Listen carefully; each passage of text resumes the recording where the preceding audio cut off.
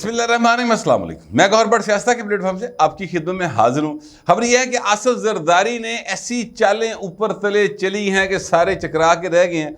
कुछ चालें तो ਤੁਹਾਡੇ सामने आ गई हैं, कुछ ऐसी हैं जो अभी आपके सामने नहीं आई, उनका मैं आपके साथ तज़किरा करूँगा। लेकिन उससे पहले मैं आपसे गुजारिश करूँ कि पीपल्स पार्टी जो एक बड़ी जिसमें तहम्मुल हुआ करता था, जिसके बारे में ये गुमान ये ख्याल मौजूद था और माजी में रहा भी है कि आपके नुक्ता नज़र से कोई इख्तलाफ करता हो तो आप उसको बर्दाश्त करते हैं, पार्टी से निकालते नहीं हैं, उसके ख़िलाफ़ कोई जज्बाती किस्म की कार्रवाई नहीं की जाती। लेकिन सर इस दफ़ा पीपल्स पार्टी एक नए रुख में सामने आ रही है और ये नया रुख जो है ये फ़िलहाल पार्टी के बहुत सारे लोगों के लिए समझ से बाहर वाला रुख है। ये क्यों ऐसा किया जा रहा है? मामला ये है कि जो लतीफ़ खोसा साहब हैं, साबिक़ गवर्नर पाकिस्तान पीपल्स पार्टी के सीनियर लीडर थे, बल्कि हैं, मैं तो अभी नहीं समझता कि उनको पार्टी से निकाल दिया गया है, लेकिन जो लाल जा रहे लगता नहीं कि वो पार्टी च रह सकेगा हूँ भाई।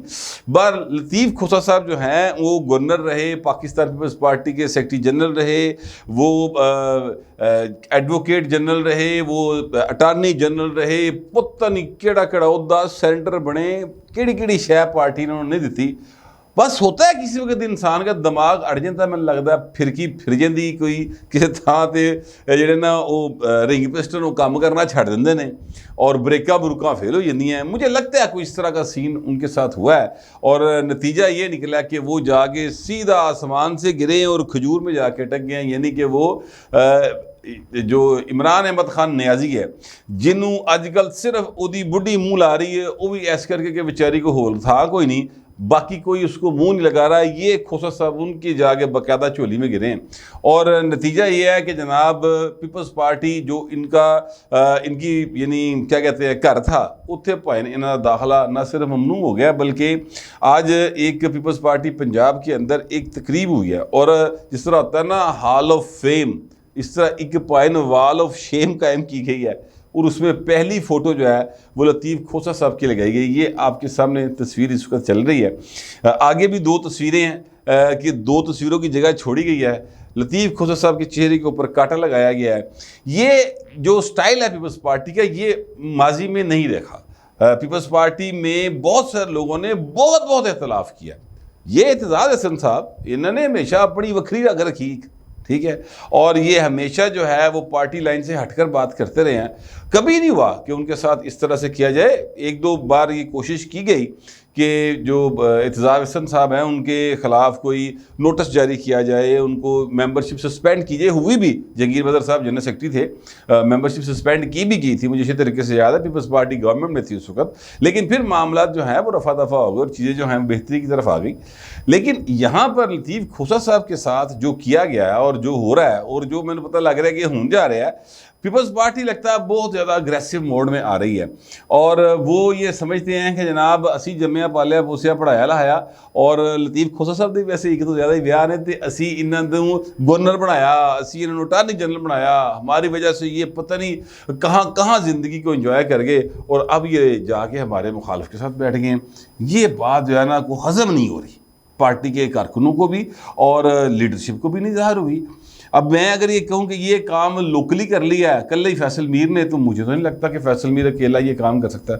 पीपल्स पार्टी पंजाब ऑफिस के अंदर ये काम हो रहा है, तो जिसका मतलब ये है कि कम अज़ कम राणा फरूक सईद जो कि इस वक्त कायम मुकाम सदर के तौर पर मौजूद हैं, उन्होंने आशीर्वाद ज़रूर हासिल है। जरदारी साहब की आशीर्वाद है या नहीं है ये मेरे इल्म में नहीं है, लेकिन ये राणा फरूक सईद साहब ज़रूर इसमें शामिल हैं।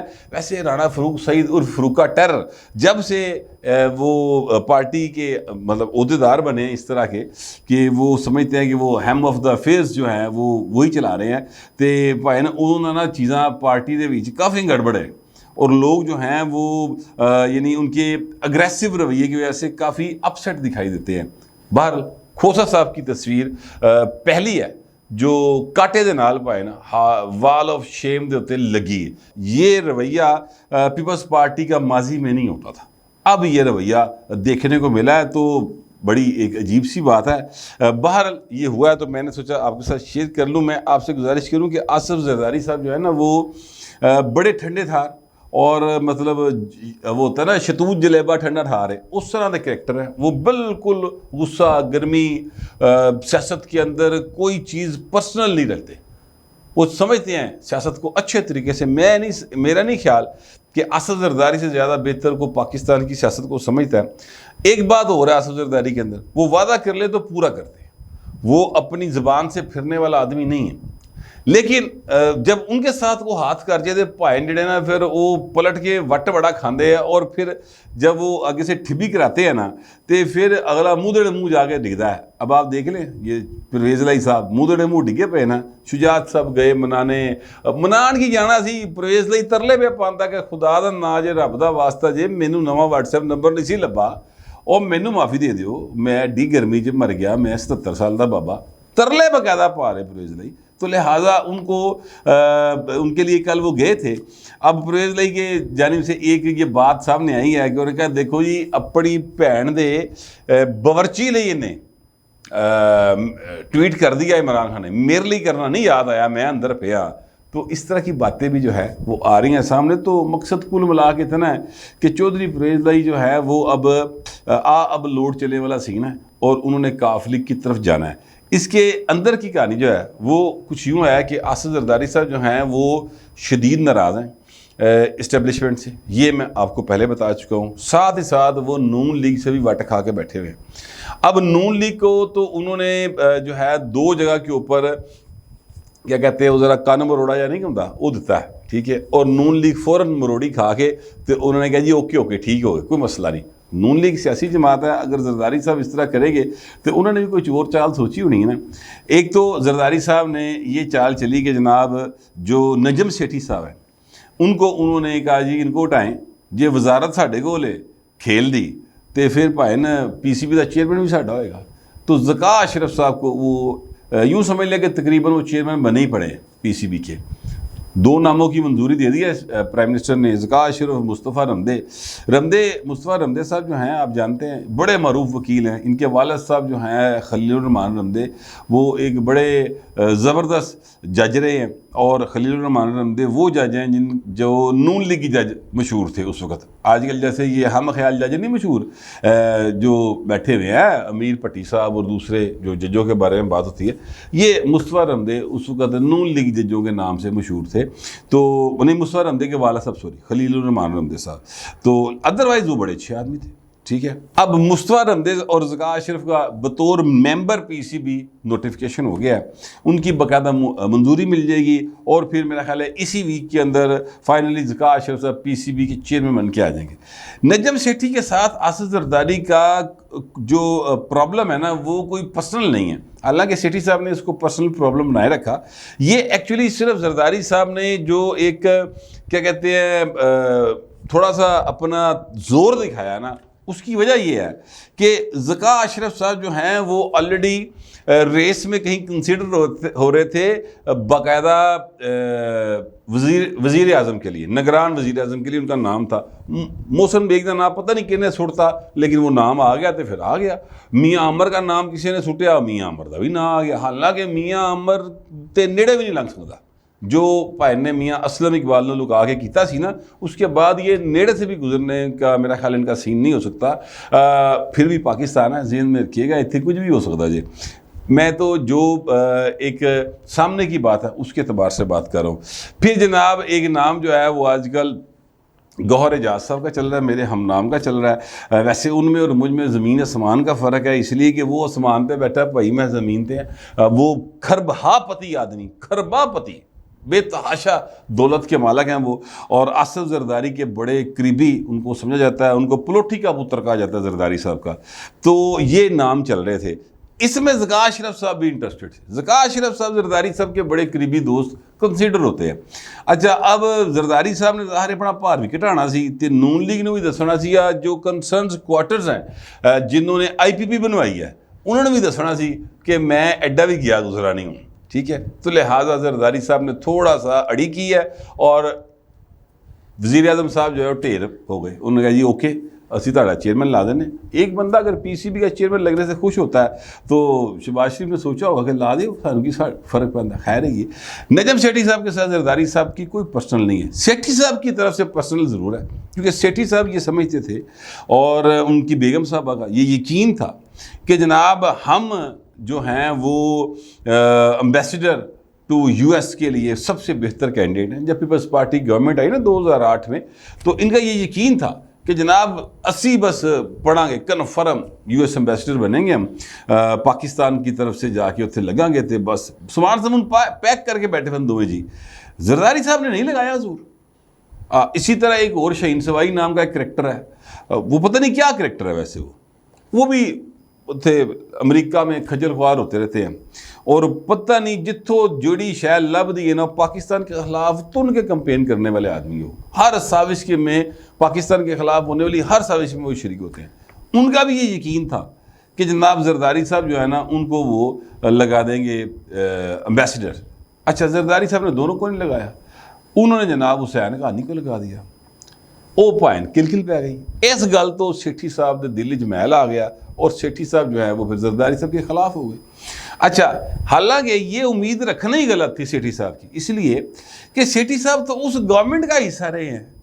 याद मैं दिलाना चाहता हूँ, थोड़ी सी यादाश्त ख़राब होती है लोगों की, ये भूल जाते हैं कि जब फ़रूक लगारी ने पीपल्स पार्टी गवर्नमेंट ख़त्म की थी, ठीक है, तो उसके बाद सेठी साहब उस गवर्नमेंट का हिस्सा थे सर, निगरान गवर्नमेंट का, ठीक है। ये बात जो है ना वो जहन में रखनी चाहिए।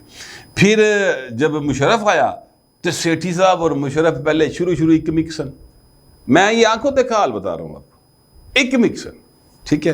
तो फिर भी उम्मीद लगा के बैठे हुए थे कि जनाब हम जो हैं वो क्या कहते हैं चेयरमैन वो बन जाएंगे, एम्बेसडर बन जाएंगे अमेरिका के अंदर जाके, तो अपनी मोहब्बत है उन्होंने सर, इस तरह सोचते सर, लेकिन जरदारी साहब ऐसा नहीं किया करते। अच्छा, अब एक तो ये जरदारी साहब ने चाल चली, अब उससे अगली चाल जो जरदारी साहब चले ना वो सबके लिए हैरान कुन होगी।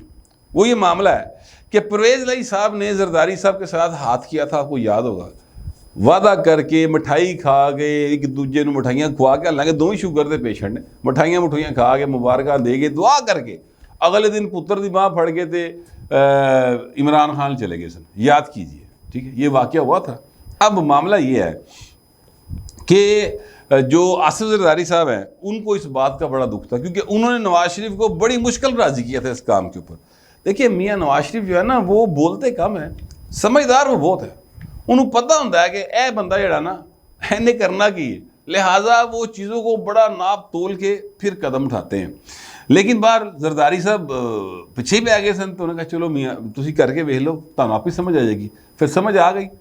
अब जरदारी साहब को परवेज़ लाई पे गुस्सा बड़ा, शुजात दे नाल मोहब्बत बड़ी सर। लेकिन मामला ये है कि ये जो IPP बन गई ना सर, इस्तेकाम पाकिस्तान पार्टी, ये किसी जगह के जो शेड्यूल बना था, जो सारा प्लान हुआ, तो उसमें ये कहीं थी नहीं।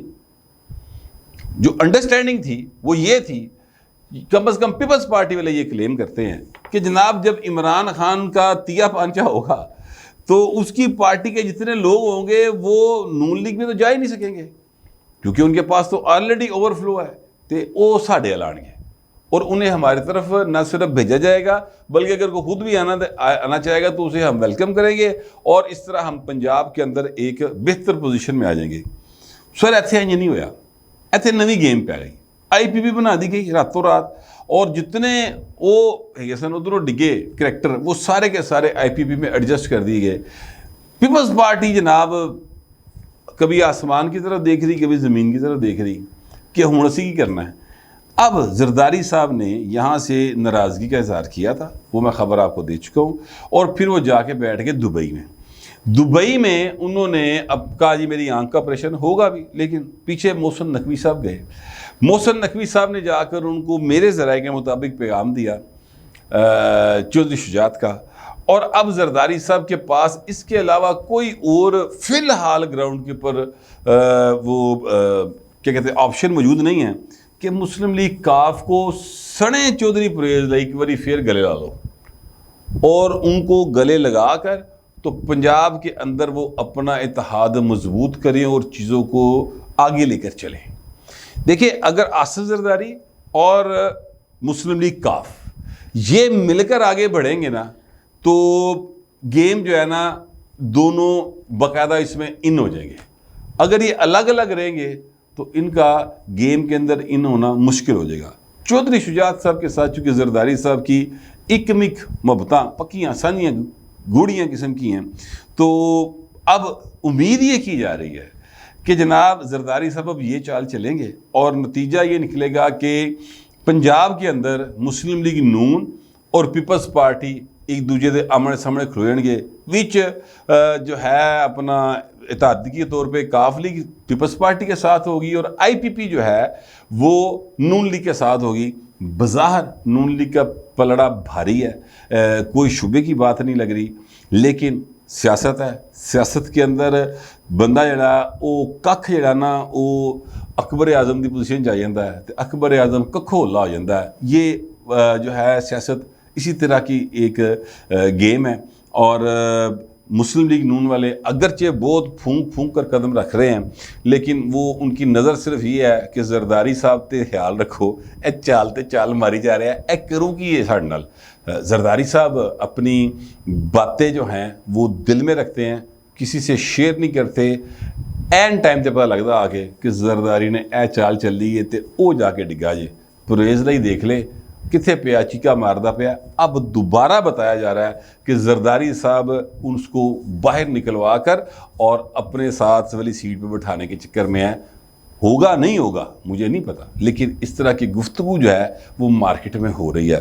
तो सर जरदारी साहब सब चक्कर दे सकते हैं, ये सियासत ही इस चीज़ का नाम है, क्योंकि जरदारी साहब को चक्कर दिता गया तो भाई ने हूँ ऐसे चक्कर देगा सारे चकरा के रह जाएंगे। मुझे कम अज़ कम ऐसे ही लग रहा है, आपको पता नहीं कैसा लग रहा है। जैसा भी लग रहा है लिखिएगा ज़रूर, मगर ज़रा तहजीब के साथ। फिलहाल इतना ही, मिलते अगले व्लॉग।